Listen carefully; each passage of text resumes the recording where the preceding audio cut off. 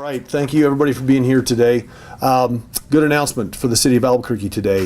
We were made aware today that we were the successful recipient of several grants that will help us clear the rape backlog kit at the city of Albuquerque. If you remember, back in 2016, we started a project called Project 333. And that was an effort to be able to go after the backlog of rape kits in the city of Albuquerque, which at the time we estimated to be about 3,800 kits. Since that time, we have brought 3 additional personnel into the city of Albuquerque's crime lab to help triage these kits that we had on backlog. At this point in time, we've gone through about 1,000 kits, and about 300 of those kits have been deemed priority 1 or 2 cases, and that means these are cases that are ready to go to testing, that are prosecutable, we believe, and I'll let some of our experts explain a little bit more about that. Today's announcement is about a $2.5 million grant. These are called SAKI grants, and the SAKI stands for Sexual Assault Kit Initiative. These are grants that come from the federal government, through the DOJ, particularly their Office of OJP. In addition to that, we were made aware that we are the successful recipients of what's called a LIMS grant. That stands for Laboratory Information Management System. That is a $250,000 grant that will help us with software, case management, to be able to manage the backlog and the progress that we're making, both from a prosecutorial standpoint and also from a community standpoint. So I believe today that we have in place the people, the plans, and now the resources to get through the majority of the testing required to get through the backlog of rape kits in the city of Albuquerque, and primarily a vast majority of those cases that are deemed prosecutable. But we will not stop with just the cases that are priority 1 and 2 from a prosecution standpoint. Everybody that's been a victim of sexual assault in our city deserves an answer. They deserve the dignity to know what happened with their kits, where they have been, what the status of those kits, and whether they have a prosecution of those kits or not because of the evidence. Some of these were back from the 1980s. We want those people to know. We care deeply about this issue, and I'm proud of the team that I'm going to introduce in a minute that have been very earnest in going about putting these plans and now resources in place. On top of these grants that we received notice of today, we have over $1 million in this year's budget. And then Project 333 was a several $100,000 effort to get started and to make sure that we could put these plans in place.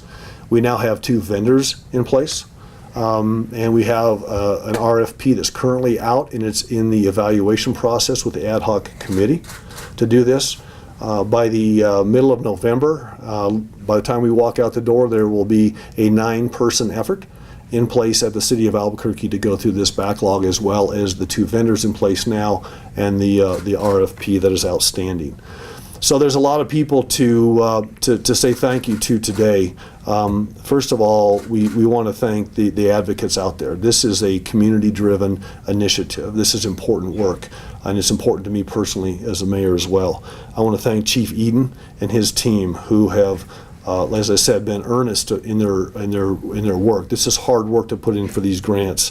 With me today, along with Chief Eden, is Commander Jeff McDonald, who you know from the APD Crime Lab. Jeff is right here. The hero of the day, too, is a person you may not have met before. Her name is Maria Garcia Cunningham, and she is the APD Planning Manager. And she's the person that took the hard work to put all of the grant application parts and pieces together to make sure we had successful applications. And then, of course, Deputy Chief Eric Garcia is with us today. He's our Investigations Bureau Chief. So all told, we will now have well over $3.5 million in place to tackle this initiative. It's an important initiative, and this is a good day for the citizens of Albuquerque, especially those who have been victims of sexual assault in our city all the way back, as I said earlier, since the 1980s, and that's how far some of these kits go back. So that's our announcement today. I'll be happy to open it up for questions. Are there any conditions of the grant? Does a certain amount of money have to go to staff, personnel, and where does the rest of the money go? I'll let the experts talk to you about it. So the requirement of the grant is no more than 50% can go to testing of the kits. And then the remaining will be used for investigative support of the project. How how much investigative support are we seeking? So when we initially applied for the grant, it was 2.9 million. The award was for 2.4. So we're going to meet and discuss our priorities and then rework that budget so that we fall within the 2.4. 2.499. 2.499. 2.5, yeah, for all Yeah, intents and purposes. exactly. Yeah. Can you kind of walk us through when you say testing a kit, what all goes into that? And Take the stage, the experts here. When we get a kit submitted to the lab for testing, it goes to one of the DNA analysts. They're going to open the kit, they're going to go through it, they're going to look at the swabs that are inside the kit, and they're going to test them for a Y chromosome, which is the male chromosome. If we have that chromosome present, then we'll move that sample forward to DNA processing. And then that will help give us a profile that we can then enter into CODIS and potentially identify an offender. The forensic scientists who are in the crime lab, are they doing both the rape kits as well as, latent fingerprints and various other things in the crime lab? Separate entities.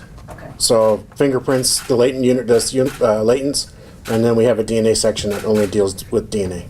And for the DNA section, how many people are working on that? By the end of the month, we hope to have 9 people in place. And what would you what do you need to kind of get a prosecutable rape case, old backed up rape case? I mean, you need to match the DNA to somebody who's been in like a state prison, or how does? Well, New Mexico has, if you're convicted of a felony and sent to prison, you have to give a DNA sample. So Albuquerque Police Department actually maintains that for the entire state. So once the DNA kit or the rape kit makes it through DNA, then it generates a profile based on their DNA, numerical algorithm. We enter that into CODIS, and if we come back with a hit, then we have to go out, write a search warrant, find that person, get another sample from them, and then run that just to make sure that we have the same person, and then we can move that case forward. And some of these kits are pre-CODIS. Some of these kits are so old, they've been there for decades, are pre-CODIS. Yeah. And so that's a different set of circumstances as well, I believe. Yeah, even if it's a pre-CODIS and pre-DNA, a lot of these kits from the 80s, if we still have a few from the 80s, DNA wasn't around then. All you could do was a blood type. So now we have the technology to go back and identify somebody from those kits because we still have them. We haven't gotten rid of them. So we're hoping to be able to do that. The 9 people you're seeking to have by the end of the month, full-time, part-time, civilian, how would they function in this capacity? Though the DNA scientists are all civilian, and so they're forensic scientists, all trained in biology, and then they'll work the DNA kits for the Albuquerque Police Department, whether that's for a sexual assault, burglary, homicide, armed robberies. We do all kinds of different types of cases with DNA. How many on staff right now? Right now we have 6. Okay. Hoping to get 3 more by the end of the month. We have 2 right now currently in training that should finish by the end of the year with their training, and then we're in the process of hiring 1 more that we hope to have done by the end of the month. Thank you. Appreciate you coming by. We're available after this also. So if you have follow-up questions, give us a call. Okay. And we'll be happy to get you the paperwork and whatever else you need. Thank you for coming by. Yeah, I know this is kind of, considering the Las Vegas situation. Yeah, you want me to talk about that a little bit? Yeah. In fact, I was going to do that as soon as we were, that's right where I was going, so thank you for the segue. So first of all, let me say, our thoughts and our prayers go out to the people of Las Vegas, Nevada. I was with Mayor Goodman a couple of months ago. She's a great woman, and she's struggling through a difficult time. And what you find with mayors, whether it's Mayor Turner in Houston after the hurricane, or Buddy Dyer after the Pulse nightclub shooting almost a year ago, these are all people that I know personally as mayors, and they are struggling mightily when these things happen. And so we want to make sure that they know that we're here for them. I will tell you that Mayor Goodman was on the news today, and she was asking for blood donations. As you can imagine, with that many people that were injured and that much of an overwhelming situation at their hospitals, they are in need of blood and plasma. She has made a call to her community to do that. If you go on the Red Cross webpage in the city of Albuquerque, they are also offering people an opportunity to make appointments to do that. And so they'll be on standby in case they are called from Las Vegas to do that. But it's, you know, I just know too many mayors around the country who have been through these instances over the last couple of years. And we just want them to know that we're with them and that, you know, that we're thinking about them and praying for them. It happened in an outdoor concert venue with Balloon Fiesta coming up. Sure. Are there any additional plans to just keep everyone safe? The order of the day is vigilance, and we just had another meeting today we have federal partners, we have state partners, county partners, APD, the fire department. Every year we go through a very rigorous process for the Balloon Fiesta to make sure people can come and have a great time with their families, and that we're doing all the things that we can do to keep people safe. And I will be there with my family without reservation, and I will enjoy my time with our community, knowing that the men and women of APD, our federal partners, our state partners, our county partners are out there protecting them and doing everything they can within their power to keep them safe. And I will be there, and with my family as well. And we invite everybody to come down. Any words to tourists, you know, like an exit plan? The SWAT team in Las Vegas, they responded pretty quickly, but you know, in a matter of minutes, the people at that concert felt trapped. Is there an exit plan, say, at Balloon Fiesta for civilians to disperse? I will let Chief talk about that. Short answer is there are an enormous amount of plans in place, most of which we won't talk about in detail. But that's not different this year. I think the important thing for people to understand is this is something that we do every year. In fact, we've had people come in from around the country and talk to our experts about some of the things that we do here. So, and like I say, I got another briefing this afternoon, and all the partners were there. You know, Albuquerque Balloon Fiesta, board members and committees, and all of our partners from state, federal, and local were there, and they are working hard as usual to be vigilant and create plans. And I'll let Chief answer a few of those things. Sure. Yeah. There's always been an evacuation plan for the Balloon Fiesta. One of the things we always look at is what are the threats, and sometimes those threats are very simple, like a butane tank rupture or something to that effect. So we have plans in place for different types of incidents. As the mayor said, we met this afternoon with all of our public safety partners. That wasn't our first meeting. That was one of many meetings, yes, and I want everybody to know that. And we went through the entire plan again with all of our partners. We talked about special concerns that people may have.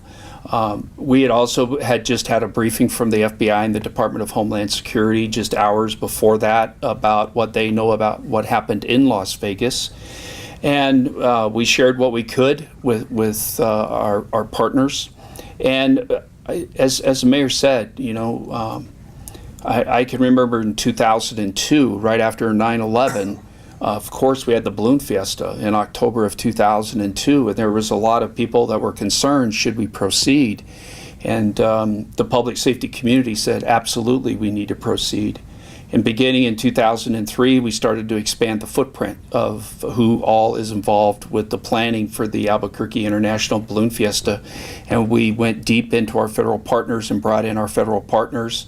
So there's many different organizations that are part of the security plan. And as the mayor stated, we met with everybody today, all the leaderships of all those organizations, those people that are actually in charge of the plans, and including our fire departments from both Bernalillo County and the Albuquerque Fire Department, and went through the entire plan from cover to cover. And we are all, we believe we're adequately prepared. I think the biggest testament is, you know, as I said earlier, I've got family coming in, I've got friends coming in from all over the country. I'll be there. Look forward to seeing everybody out there having a great time. This is a premier event worldwide, and the Balloon Fiesta does a great job of putting this on, and we'll go out there and enjoy ourselves knowing that we've got a lot of professionals working hard to keep us safe.